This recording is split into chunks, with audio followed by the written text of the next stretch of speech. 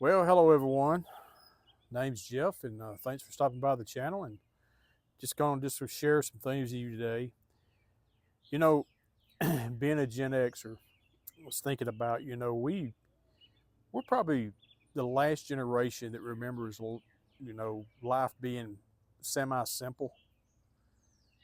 We was the generation that came up with Pac-Man and the Apple computer and Macintosh and learning the DOS system on computers. Any of y'all remember that?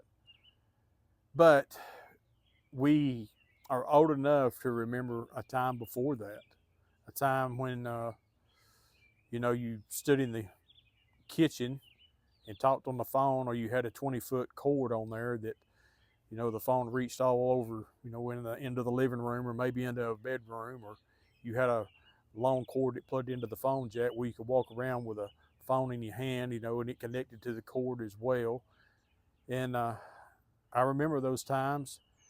The house I live in now, it has phone jacks in it, but we haven't had a landline phone in years.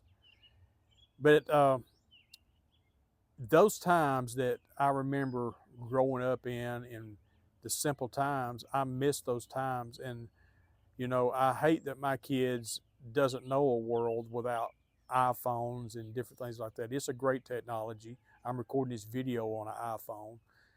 We didn't have the internet and YouTube and being able to do things like this right here, and it is a great tool. It really is. But you know, the pace of life has gotten faster, and there's so many distractions these days. It takes us away from the simple things in life. And that's one thing about this channel right here is I want to kind of just share some of those experiences that I've had in my life, and it's things that I really do miss.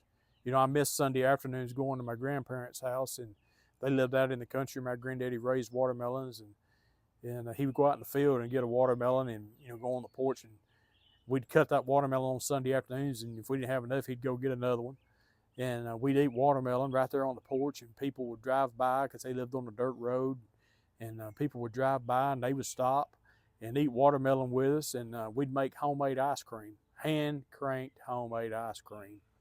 The old hand crank type that was wood, and you had to sit on it, and you put a towel, and somebody cranked it while you sat on it and kind of held it. I mean, and if you was good enough, you could sit on there and crank it while you was sitting on it as well.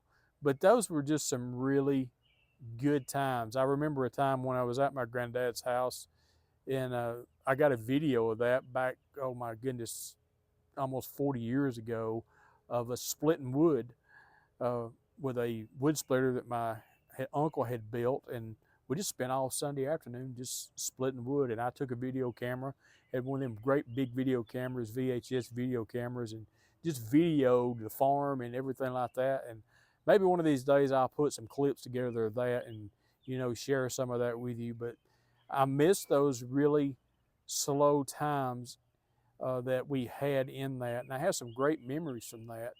It's not that I really want to go back and just relive my life over. That's impossible. But if I could go back, or I guess today, have some of those times back that we had back then, and the simplicity of that. There was a time in this world, and I can kind of remember this a little bit, that people had, you know, no money, but they had plenty of time. People used to pull up beside one another. You'd have a car here and a car here, and they'd pull up beside each other. And if you hear a race car ribbing up and everything, my neighbor down there has got a drag car, so it just might be loud. Maybe it won't pick up too much in this mic. But anyway, what I was getting at was that people would just pull up to one another, and they would sit in the road and they would talk. And if you wasn't done talking and a car came by, you just kind of pull over, and it was nothing to ride by and see, 4 or 5 guys standing around the back of a pickup truck, just talking or whatever. And maybe it's a conversation that wasn't fitting for young ears for sure, but it was times that people used to share.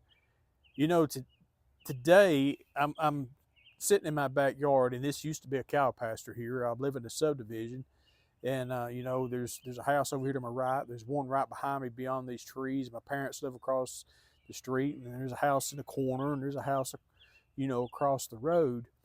And we live in a time now where neighbors pull into their houses in their subdivisions. They hit their automatic garage door open, and the garage door opens, and they pull in their garage, and they shut the door behind them, and they go in the house. And you can go, you know, months without actually seeing your neighbor. You may see them more out to eat in a restaurant or at church or somewhere more than you see them when you're at home.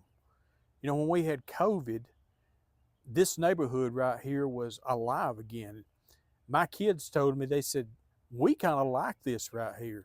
You know, we shut down for that month, and I was off work for about 3 weeks, and me and my son, we got out here in this wood shop. We made some stuff and sold some stuff, and we got to spend some good quality time together, and we played, and our neighbors, we got together. We wasn't really scared of it. We was careful, but we wasn't scared of COVID. And we got out here and we prayed together at night, you know, one night a week, and we shared with one another. And it just kind of felt like, you know, back in the day of growing up. I mean, I I ordered a bicycle and had it shipped here uh, from Walmart to the house and put it together because we all got out and we rode our bicycles and in the neighborhood, and it just really felt like at that time that we were just living back in the 80s again and beyond, and it just really felt good. But it didn't take long for, you know, when things started rolling again, and here we are back in the same old rut and of life, the fast pace and things like we was again. You know, that's just our human nature. We get to chasing our tails, and we don't take the time sometimes to look around us and see what the beauty is that is around us and things. You hear these birds singing behind me right now. Um, I heard a saying a few years ago that if you will take the time and listen, you can hear those birds singing in the business of a big city. Well, I live uh, about 35, 40 miles from a big city. And I thought, you know, a few years ago when I heard that, I thought I was just going to try that, it's experiment. And there was a 6 lane, road there, and they was, steakhouses and different businesses around. UPS trucks are running, and semi trucks running, cars running, and blowing up horns and different things like that going on. And I just took a moment just to kind of block that out and really listen close. And I heard the birds. I heard the birds singing in the midst of all of that noise of that city. And you know, simplicity of life is something that we have to do on purpose. We have to slow down on purpose. And yeah, there's times in life to where you can't do that. There's busy seasons in life to where you're pushed. I've had that happen here the last few weeks where I've been really pushed, and it's got really busy. But I get to getting weary and tired, and I get to missing that, and I just know that I've got to take care of myself and stop and just go, okay, I got to refocus here and refuel, and I just got to be simple, just be simple. And I've done something, that I've always wanted to do this week is I'm making my own laundry detergent. Never had done that before. And I'm watering eggs. What that is I'm preserving eggs to save for this winter.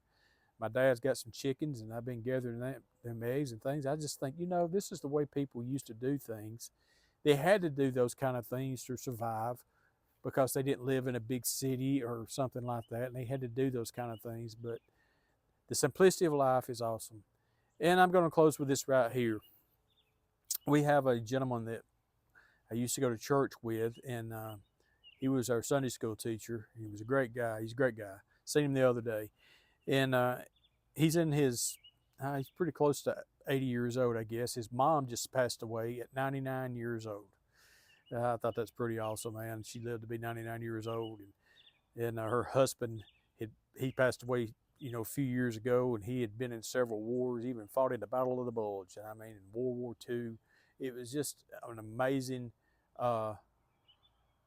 person, amazing man. And so, anyway, to get back to him, we was talking about, this has probably been probably 10, 15 years ago at least, that we was talking about life in the Andy Griffith days.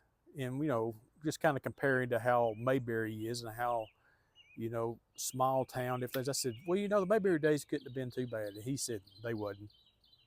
He said, we had our issues and life was hard and we were poor. He said, but it was so much easier and so much simpler. He said, I'd rather have the simple than what we have now. And I thought, man, and that's been, several years ago since I had that conversation with him. So, yeah, you can't control everything around you, and you have to be in the environment that, our world is at times. But you know what? You can create your own simplicity as much as you possibly can and do it on purpose. Listen to the birds sing. Simple things, simple life. That's just my rant for today. Just my talk for today. It's just the way I feel for today. And Miss been thinking about it a whole lot. But I tell you what, you want to go out there and do something good for someone today, it'll be good for them, it'll be good for you, and it puts value in life. Y'all have a great day.